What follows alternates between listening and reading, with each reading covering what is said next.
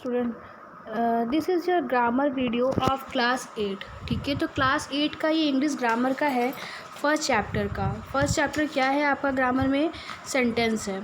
तो हम लोग इस चैप्टर में जो भी डिस्कस करेंगे वो सब कुछ सेंटेंस के बारे में डिस्कस करेंगे। तो सबसे पहले देखते हैं कि सेंटेंस, यहाँ कुछ लिखा हुआ है कि रीड्स बुक अ ही। क्या ये आपको प्रॉपर सेंटेंस लग रहा है? क्या ये लग रहा है आपको ये सेंटेंस है? नहीं, क्योंकि इसकी कोई मीनिंग नहीं निकल रही है। तो इस अकॉर्डिंग अगर हम सेंटेंस का डेफिनेशन देखें तो सेंटेंस क्या होता है? A sentence is a group of words. जो सेंटेंस होता है वह वर्ड्स का एक ग्रुप होता है, मेकिंग अ कंप्लीट सेंस, जो कि एक कंप्लीट सेंस बनाता है। ठीक है, और एक एग्जांपल डेफिनेशन और दिया है कि a sensible and meaningful combination of words. एक सेंसिबल एंड मीनिंगफुल कॉम्बिनेशन होता है वर्ड्स का, उसे सेंटेंस कहते हैं।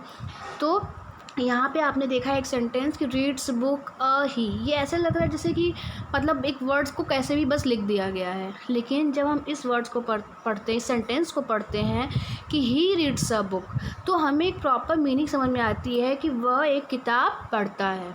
ठीक है, आगे देखिए। तो आपने देखा, फिर ये सब सेंटेंस दिए हुए हैं जिसमें पता चल रहा है कि हाँ ये सेंटेंस है। उसके नीचे देखिए लिखा है कि ग्रुप ऑफ वर्ड्स। जो भी ग्रुप ऑफ वर्ड्स होते हैं जिनका एक कंप्लीट सेंस निकलता है, ग्रुप ऑफ वर्ड्स जो वर्ड्स का ग्रुप होता है, कंप्लीट सेंस निकलता है, उसे हम सेंटेंस कहते हैं। ठीक है, आगे देखिए। आगे है kinds of sentence. Okay, kinds of sentence देखिए, 5 काइंड्स ऑफ सेंटेंस हम इस चैप्टर में पढ़ेंगे। First assertive, interrogative, imperative, exclamatory and objective. ये सारे आपने पहले भी पढ़े हैं, लेकिन फिर भी आज देख लेते हैं।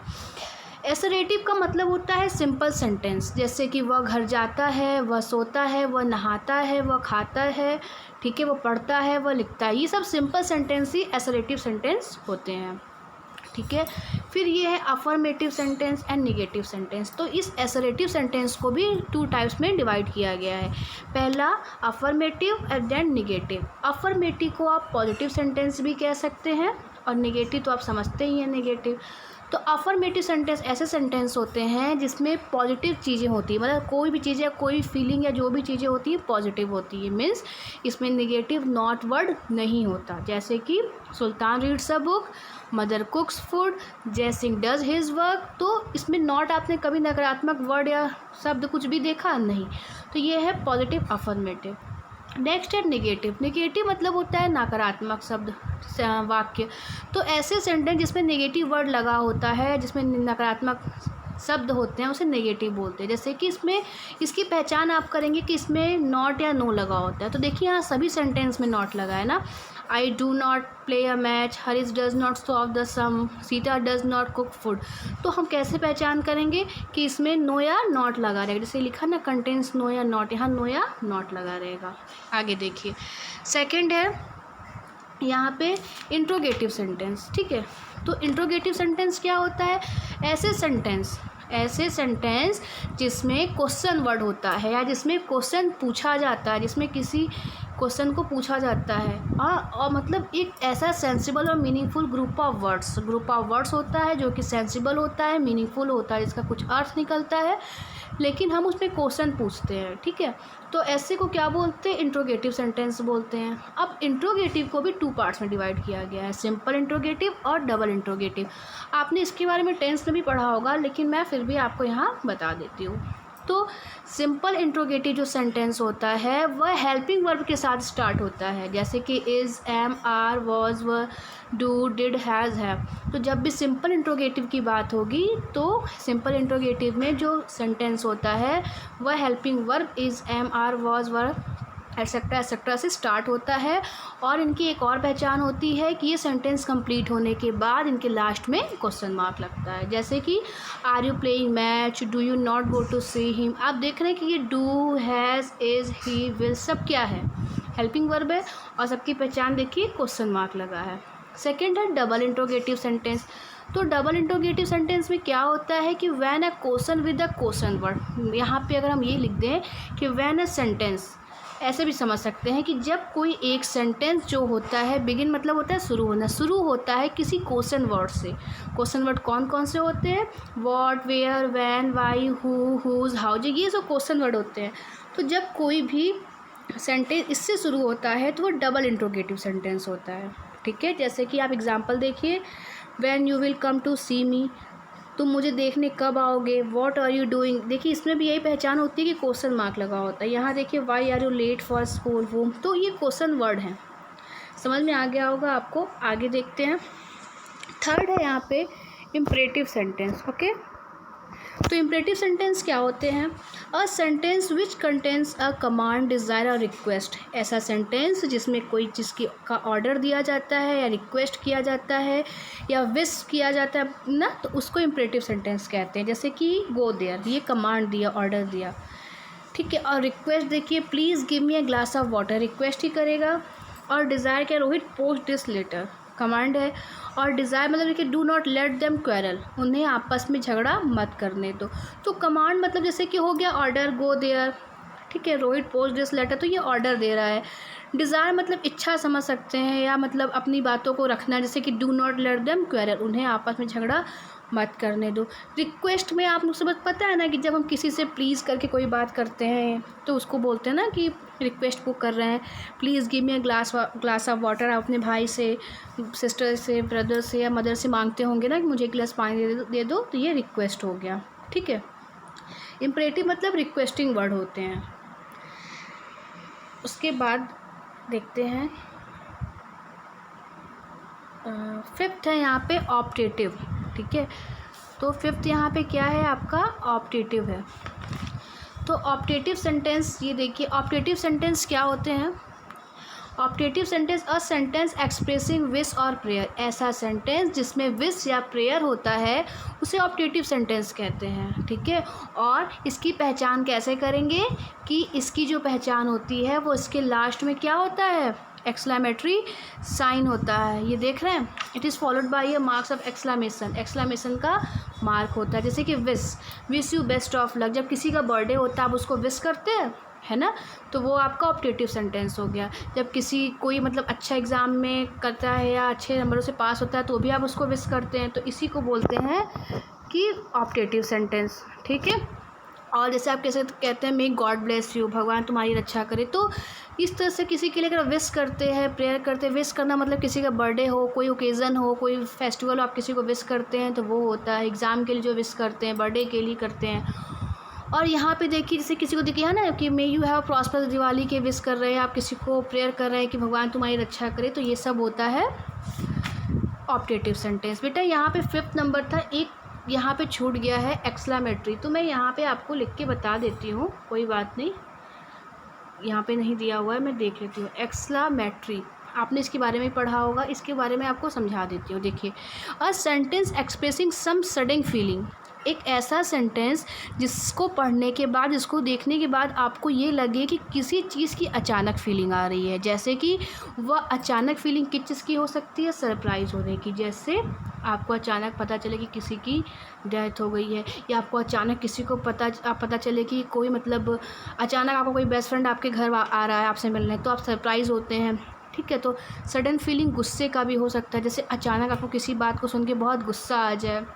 और प्लेज़र मतलब कि आप अपने रिज़ल्ट का वेट कर रहे हो, आपको पता चले कि आप बहुत अच्छे नंबरों से पास हो गए। तो एक्सक्लेमेटरी सेंटेंस ऐसे सेंटेंस होते हैं जिसमें हमें सडन फीलिंग के बारे में पता चलता है कि अचानक आप बहुत ज़्यादा खुश हो गए, बहुत ज़्यादा गुस्सा हो गए, ठीक है, बहुत सरप्राइज़ हो जा रहे हैं, तो ऐसे सेंटेंस को एक्सक्लेमेटरी सेंटेंस कहते हैं। जैसे कि hurray he won the prize ना, मतलब खुशी बता रहे हैं कि हाँ ही वॉन द प्राइज़, वो प्राइज़ जीत गया। ब्रेवो मतलब क्या होता है, बहादुरी दिखाता है कि go ahead and open the fire. तो अब जैसे अब और देखते हैं कि how intelligent the boy is, हम किसी की देखिए मतलब किसी के बारे में सोच रहे हैं, खुश हो रहे हैं ना, कि जैसे अगर आपका भाई हो या बहन हो किसी कॉम्पिटिशन में अच्छा निकालता है, तो आप कहते हो ना कि हाँ हाउ इंटेलिजेंट द बॉयज़ है, हाउ इंटेलिजेंट ही इज़, वो कितना इंटेलिजेंट है, ठीक है। और किसी के डेथ पे होता है तो आप सरप्राइज़ होते हो, शॉक्ड हो जाते हो, तो इसी को एक्सक्लेमेटरी कहते हैं, ठीक है। आगे देखिए, आगे है कि kinds of parts of sentence, ठीक है। तो सेंटेंस को 2 पार्ट्स में डिवाइड किया गया है। कितने पार्ट्स में, 2 पार्ट्स पे। फर्स्ट होता है सब्जेक्ट, सेकंड होता है प्रेडिकेट। तो सब्जेक्ट एंड प्रेडिकेट आपने पहले भी पढ़ा है, तो यहाँ सेंटेंस दिया हुआ है, थोड़ा देख लेते हैं। यहाँ है कि the boys are playing in the field, बच्चे खेत में या फील्ड में खेल रहे हैं, ठीक है, मैदान में। The sun set in the west, जो सन है वो वेस्ट मतलब पश्चिम में डूबता है। तो यहाँ अगर हम सेंटेंस की बात करें तो जो ये कलर किया गया आगे का हेड वर्ड है जिसको बोलते हैं ना, ये तो आपका सब्जेक्ट है, ठीक, और बाकी के जो बाद वाला है वह प्रेडिकेट है, ठीक। तो अब इस सब्जेक्ट को भी 2 पार्ट्स में डिवाइड किया गया है।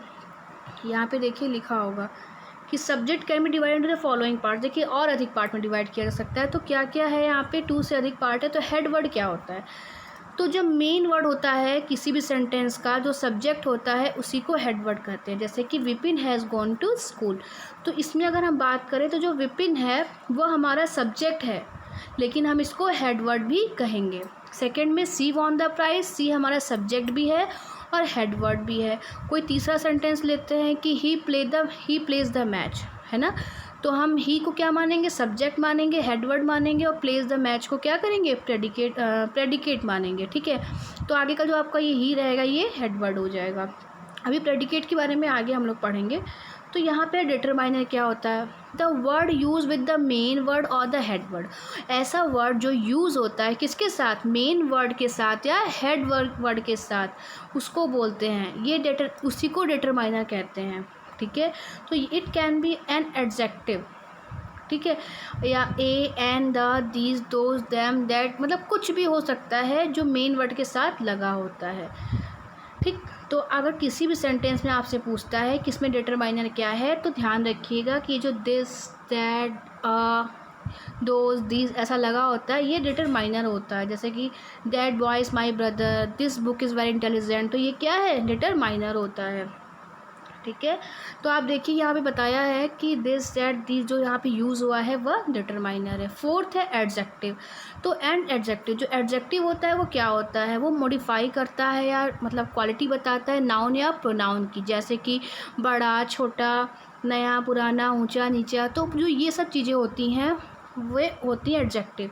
When this adjective are used with the noun, जब इस एडजेक्टिव का यूज़ नाउन के साथ या प्रोनाउन के साथ करते हैं, working as a head word, ठीक है, और main word, this are adjective. तो यहाँ एग्जाम्पल भी है, देखते हैं कि when both determiners and adjectives are used before the main word head word they become qualifiers. अब आगे देखिए, studying in the case of adjective, जैसे क्या है कि ये देखिए यहाँ पे intelligent student have always top the list, small kangaroos are found in Australia, the black horses are drawing a tonga, brave soldiers save the country. Black horse मतलब काला घोड़ा, और ड्राइंग अ टांगा मतलब टांगा जो होता है बैलगाड़ी जैसा टांगा उसको खींच रहा है। तो आप देखेंगे कि intelligent, small, colour, black and brave, जो ये यहाँ पे क्वालिटी बताई गई है एडजेक्टिव है, ठीक है। तो इसी से स्टार्ट हुआ है कोई भी सेंटेंस, तो इसी को एडजेक्टिव बोलेंगे या तो क्वालिफायर्स बोलेंगे, ठीक है। नेक्स्ट देखिए कि एडजेक्टिव फ्रेज क्या है। एडजेक्टिव फ्रेज की बात करें तो व्हेन 2 और more than 2 words qualify a noun, जब 2 या 2 से अधिक वर्ड्स नाउन या प्रोनाउन को क्वालिफाई करते हैं तो उसे क्या बोलते हैं, उसे ही बोलते हैं एडजेक्टिव फ्रेज। जैसे कि an old man with a stick was crossing the road, ठीक है, एक बूढ़ा आदमी अपने स्टिक के साथ रोड क्रॉस कर रहा था। She with her brother was studying in the room, वो अपने भाई के साथ रूम में पढ़ रही थी। A boy with a ball was going to the playground, अब एक लड़का जो है अपने बॉल के साथ प्लेग्राउंड में गया। देखिए अगर हम यहाँ पे सिर्फ ये लिखते, a boy was going to the playground, एक बच्चा जो है, एक लड़का है वो प्लेग्राउंड में जा रहा है। अगर मैं ये बोलूँ कि she was studying in the room, तो क्या ये सेंटेंस कंप्लीट नहीं है, ये भी सेंटेंस तो कंप्लीट है, कंप्लीट सेंस है। लेकिन ये with the stick, with the brother, with the ball, ये एक्स्ट्रा वर्ड है जो इसमें ऐड किया गया है, तो इसकी वजह से 2 सेंटेंस आपस में जुड़ जा रहे हैं ना।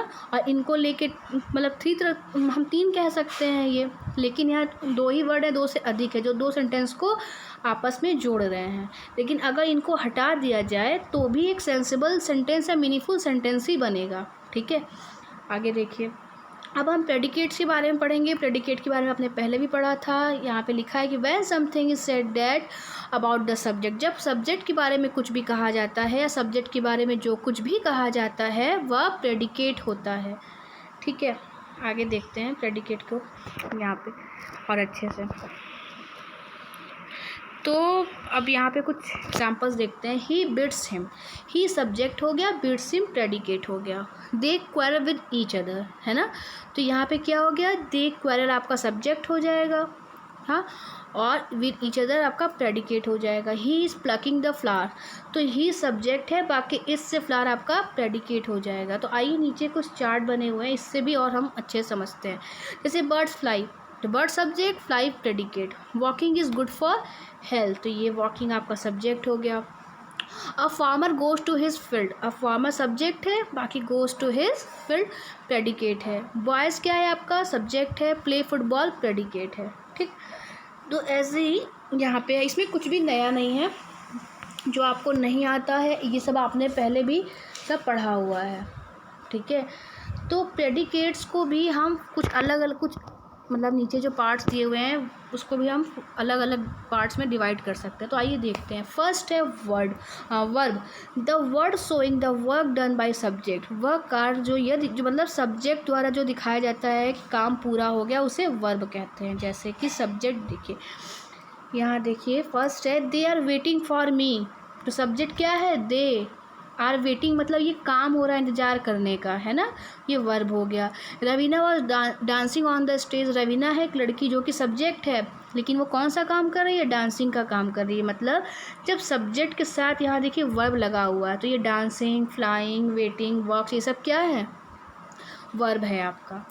और इसके आगे देखिए क्या है कि इनडायरेक्ट ऑब्जेक्ट। इनडायरेक्ट ऑब्जेक्ट क्या होता है, by putting question who to verb, ठीक है। जब वर्ब से हु क्वेश्चन पूछा जाता है, कौन क्वेश्चन पूछा जाता है, या ऐसा सेंटेंस जिसको देखने के बाद जिसमें वर्ब भी हो, सब्जेक्ट हो, और हम उसमें ये देखते हैं कि उसका हु क्वेश्चन पूछ पाते हैं, तो वहाँ पे इनडायरेक्ट स्पीच ऑब्जेक्ट होता है। जैसे कि सी बॉट अ पेन, कौन पेन ले आया, who bought a pen, she bought a pen. The teacher teaches the class, तो who teaches the class, answer क्या मिला, टीचर टीचर्स द क्लास। यहाँ पे देखिए हमें अगर हु का आंसर मिल जा रहा है तो वो इनडायरेक्ट ऑब्जेक्ट होता है, ठीक है। He carries a heavy bag, who carries a heavy bag, he carries a heavy bag. The police caught the thief, who caught the thief, the police. तो हमें हु का आंसर मिल गया, तो indirect speech. Direct speech direct object की बात करें, मैं बार बार indirect और डायरेक्ट स्पीच में चली जा रही हूँ नरेशन में, कोई बात नहीं। तो डायरेक्ट ऑब्जेक्ट की हम बात करें तो हमें in the direct object we put question whom, but indirect object हम हु या हुम क्वेश्चन पूछते हैं। लेकिन अगर हम डायरेक्ट ऑब्जेक्ट की बात करें तो हम उसमें व्हाट क्वेश्चन पूछते हैं। आपको याद रखना पड़ेगा कि इन डायरेक्ट ऑब्जेक्ट में हु पूछते हैं, डायरेक्ट ऑब्जेक्ट में व्हाट पूछते हैं। तो एग्जाम्पल से देखिए क्लियर करते हैं। Sachin won the second prize, क्या, what won Sachin, the second prize, ठीक है। Every man has his duties, what every man has his duties. He comes here every day, ठीक है।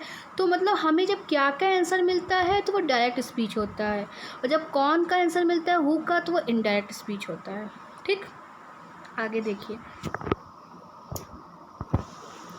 आगे है कि यहाँ पे कॉम्प्लीमेंट के बारे में देखिए। When the word support the meaning of the words, जब कोई भी वर्ड जो होते हैं वो वर्ब के मीनिंग को सपोर्ट करते हैं, उन्हें कॉम्प्लीमेंट्स कहते हैं। जैसे कि एग्जांपल देखिए, he is a teacher, second है यू आर क्वाइट राइट, तुम काफ़ी सही है, बिल्कुल सही हो। Things are no better at present, he was too careless, ठीक है। तो जो वर्ब है वह सपोर्ट कर रहा है, व्हेन द वर्ड, जो वर्ड है वो सपोर्ट करता है किसको, मीनिंग को, ठीक है।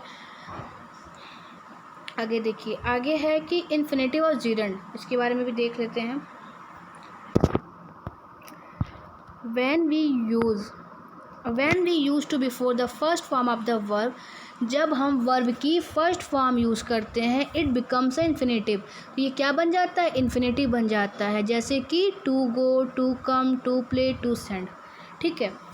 तो जब हम यहाँ पे कहने का अर्थ है, आपने जिरंड पहले भी पढ़ा होगा, उसमें वर्ब के पहले टू लगा होता है, ये इसकी पहचान होती है। इन्फिनेटिव और जिरंड की पहचान होती है कि इसमें वर्ड के जो पहले जो वर्ब होता है वो वर्ब के पहले टू लगा होता है, ठीक। तो ये जो कम, प्ले, सेंड है, ये सब आपका वर्ब है। इन्फिनेटिव देखिए, to write, to jump, to play, to sing. Gerund क्या है, देखिए writing, jumping, playing, singing, eating. तो रीड द फॉलोइंग सेंटेंस।